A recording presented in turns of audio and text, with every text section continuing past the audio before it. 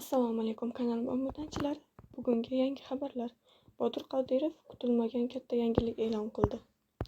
Xonanda Botir Qodirov otasi Sherali Jo'rayevning qo'shiqlaridan iborat konsert dasturi taqdim etdi.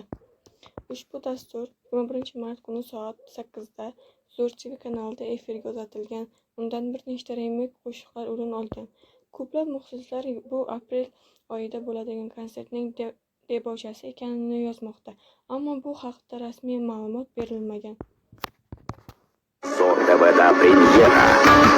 Oyizingga jon bilaton Navro'z bayramiga Botir Qodirovdan eksklyuziv yangi konsert dasturi. Marokuzli sanam jonim, o'zing yaxshi bilasan, ko'ksindagi dardimni so'ramdiman. 21 mart kuni 20:00 da. Asirlar içra pinhan o'zbegin gulbadan gulbadan faqat Zo'r TV'da eslab bag'rim yig'layman